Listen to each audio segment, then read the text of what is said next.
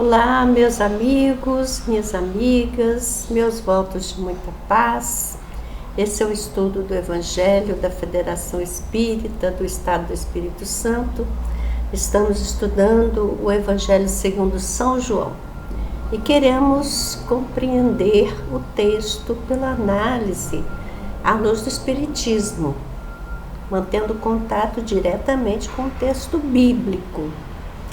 Hoje, prosseguindo o estudo do capítulo 14, vamos analisar os versículos de 27 a 31.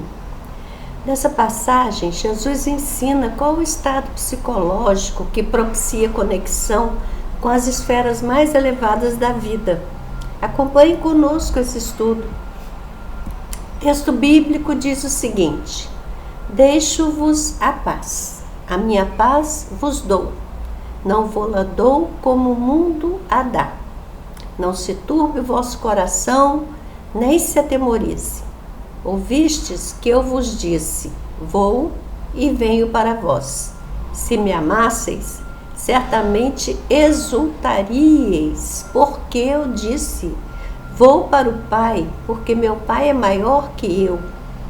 Eu vô-lo disse agora, antes que aconteça, para que quando acontecer vós acrediteis. Já não falarei muito convosco, porque se aproxima o príncipe deste mundo, e nada tem em mim. Mas é para que o mundo saiba que eu amo o Pai e que faço como o Pai me mandou. Levantai-vos, vamo-nos daqui. Então, nessa passagem, Jesus está com seus discípulos e ele confirma que retornará ao mundo espiritual. Mas antes de se ir, ele deixa a paz aos seus discípulos. Isso acontece na véspera da crucificação, naquela Páscoa em que Jesus foi crucificado.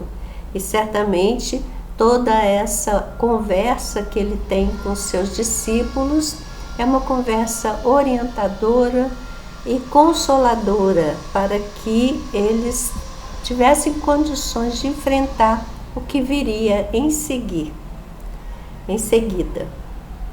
Vejam que, analisando essa passagem da Bíblia, o Pastorino, ele apresenta 3 aspectos importantes nessa passagem: a paz, a alegria e não temor, e Jesus não é Deus. São 3 partes realmente importantes que estão presentes nesse segmento. Jesus volta-se para o pequeno grupo de discípulos e derrama sobre ele ondas de paz, da sua paz que é interna, que vem da individualidade do Cristo, do Pai. E ele salienta que não se trata da paz que o mundo dá. A sua é diferente e permanece mesmo quando o discípulo se encontra envolvido pelo barulho físico, batido pelas vicissitudes morais ou atacado pelas trevas temporárias do espírito. Era comum nessa época e prossegue até hoje em uso constante em todas as saudações entre os judeus, quando se encontram, e ao despedir-se, o emprego da mesma expressão, augurando paz, a expressão shalom. Mas quando as forças da oposição se derramassem sobre eles, Jesus alerta que eles não temessem, porque ele já havia envolvido todos os discípulos em ondas de paz. O segundo aspecto desse trecho, alegria e não temor, é que, ao optarmos por participar dessa tarefa na grande seara do Cristo, nós precisamos ter em mente que neste conjunto não há lugar para medrosos. Na verdade, o mundo não funciona de acordo com as orientações de Jesus. Então, quando nós estivermos trabalhando nessa seara, nós vamos também suscitar os antagonismos, as críticas e muitas vezes perseguições. Então, Jesus orienta a respeito disso, que as pessoas não se sintam temerosas, porque quando há amor, é preciso que nós tenhamos em mente isso. O amor traz como consequência a alegria de viver, a alegria de servir, e a alegria até mesmo nesse caso, quando ele diz que ele está se afastando, porque na verdade ele está retornando ao Pai. Para ele é maravilhoso que ele se vá. Então a gente não deve ter tristeza. Então a alegria faz parte desse amor que é desenvolvido quando entendemos a mensagem de Jesus. E o terceiro ponto, Jesus não é Deus. Aqui, nesse trecho, aparece a frase que constitui um argumento irrespondível contra todos os que afirmam dogmaticamente que Jesus é Deus.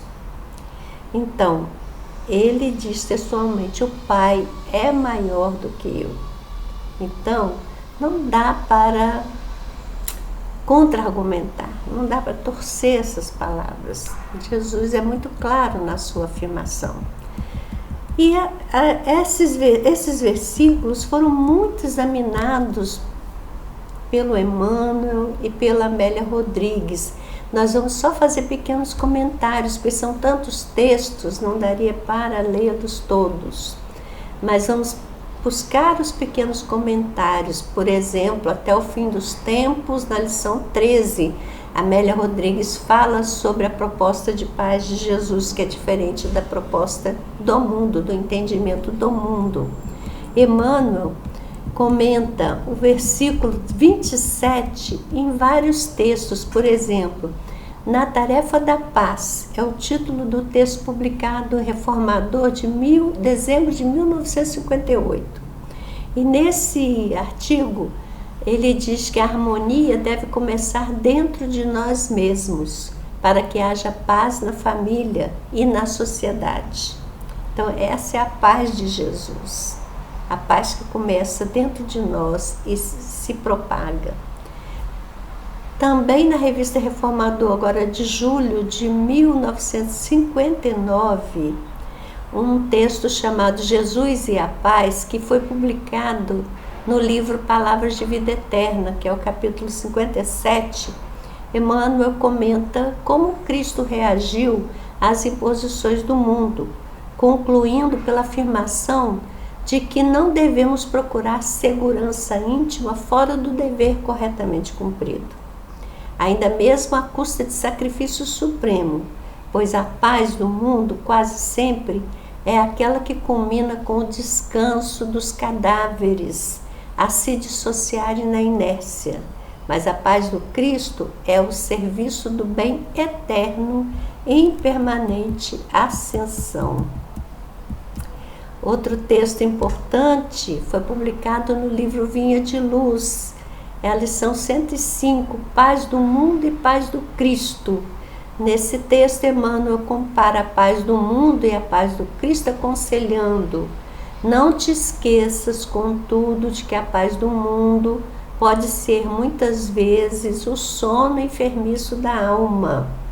Busca desse modo aquela paz do Senhor, paz que excede o entendimento, por nascida e cultivada, portas adentro do espírito, no campo da consciência e no santuário do coração. Também no livro Nosso Livro, editora LAC, um texto chamado Evangelho e Paz.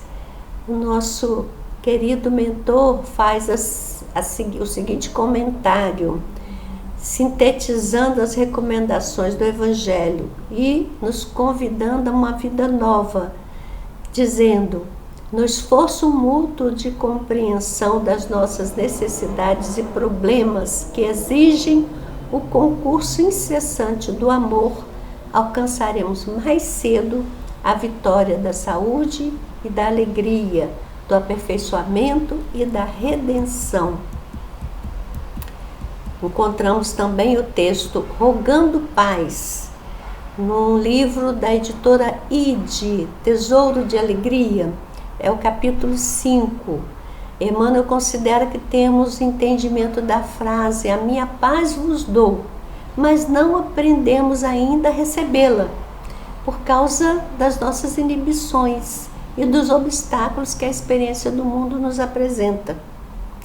Em Prece do Natal, no livro Ação e Caminho, da Editora Ideal, no capítulo 30, ele roga em oração que Jesus nos inspire o respeito e a fidelidade aos desígnios divinos, para que não venhamos a perder a paz que nos legou por causa da intromissão dos nossos caprichos.